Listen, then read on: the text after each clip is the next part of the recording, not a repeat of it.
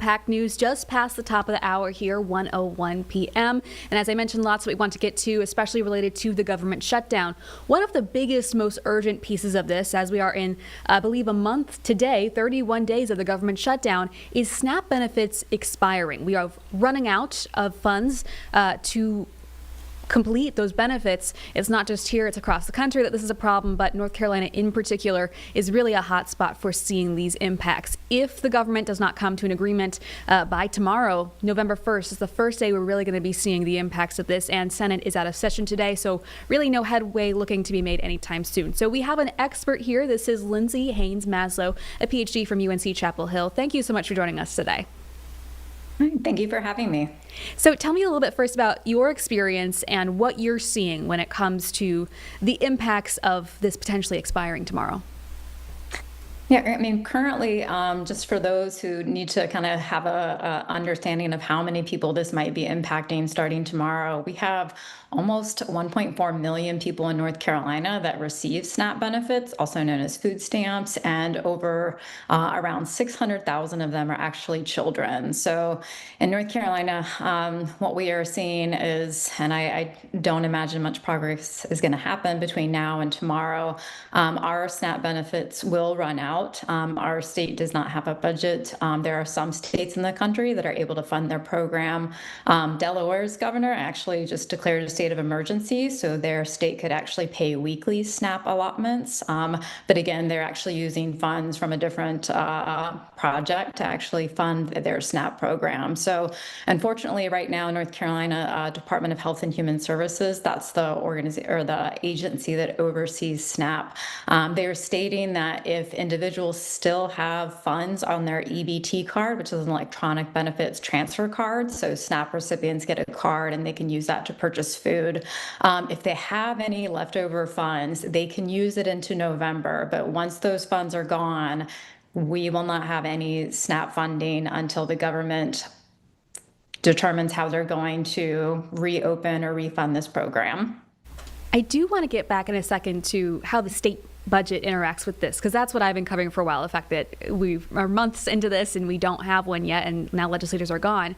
But I want to put into perspective too, of course that's great advice, good for people to know. If you have stuff left over, you can still use it, but honestly a lot of people probably don't at this point, already as is, and correct me if I'm wrong, but a lot of these benefits are not super extensive for people. And so I mean, you see on the first of the month usually people lining up already to go get what they want. Is that the experience that you've seen? Yeah, I mean, I've already seen people actually trying to stock up on canned goods, anything they can. You're right. So the majority of individuals that receive SNAP benefits, they spend them by the end of the month. SNAP on average is really only covering $1.30 per meal per day. So we're not even talking about a lot of funds here. So a lot of people are already getting ready to deal with some of the impacts. If they've already exhausted their October SNAP benefits, they're turning to food pantries, to food banks, to other charitable organizations. So that's a concern, because those organizations, they're not supposed to be the largest federal food assistance program in the country. They're there to be a Band-Aid approach and a very quick emergency approach. So we're going to be seeing probably a lot more customers and individuals going to these places to get food for themselves. And these food banks have been very clear, these food pantries, that they cannot meet that demand. I mean, how would you put into perspective what a strain that will put on the already kind of thinly put together food pantry system to have millions of people just in North Carolina that are now relying on them? Yeah, I mean, I'll be honest. I was listening to one of the food banks out in Western North Carolina, and they said their entire food bank was damaged during Hurricane Helene. So they're still trying to build back some of their own infrastructure. The food banks, food pantries, again, charitable feeding organizations, they don't have the resources, they don't have the supplies, and also, even if we do send a lot of resources to them, they may not have a place to hold food, store food appropriately and safely. It's really, what I would say is truly a Band-Aid for an enormous problem. This is not the approach you ever want to take. Now, I want to come back to what you mentioned earlier with North Carolina's particularly interesting position of not having a state budget. How does that interact with the fact that we have run out of funds? Other states kind of have some cushion to lean on, but we don't have that here right now.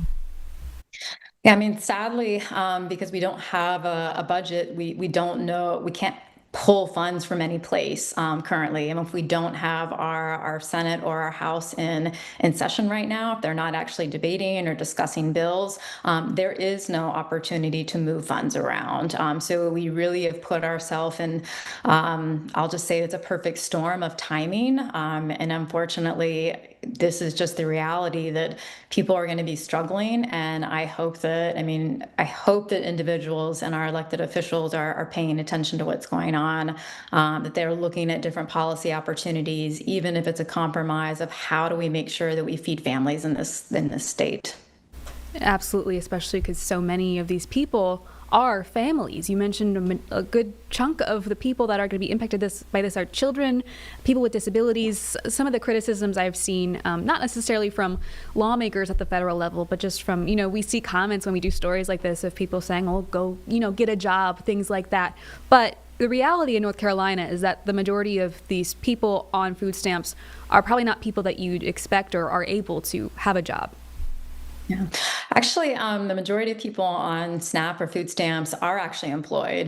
They're normally working at least one, two, or three jobs. Over 60% of households in the country actually have working families on SNAP. So I think that's a really big myth that we need to talk about, is that these individuals are working. If they are able to work, they are working.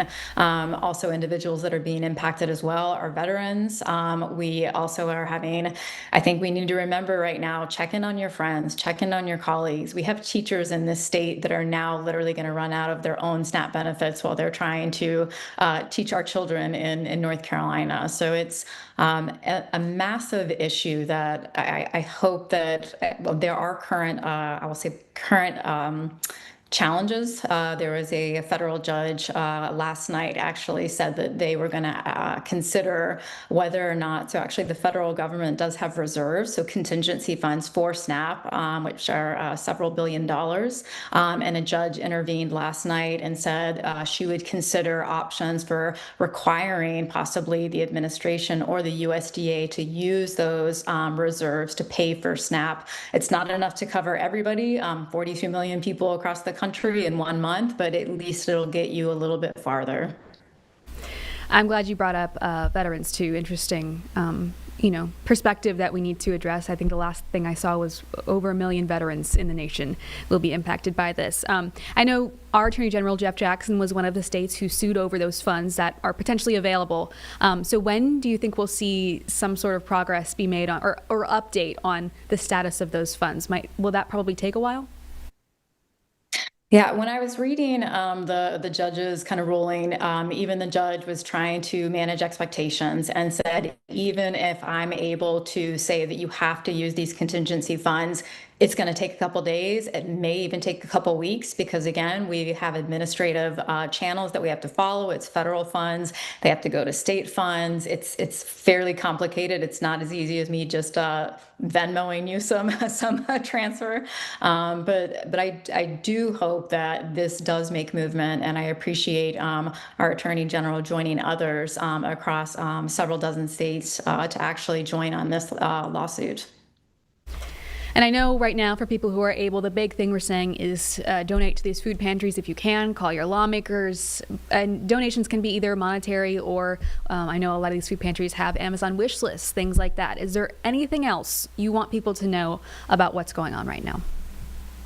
Yeah, I would say, I mean, truly going back to checking in on your friends, checking in on family members. You never know who is actually struggling in this moment. A lot of people they keep up a good face. We were trying to push through, but do check in on friends and colleagues and just ask them, how are you doing?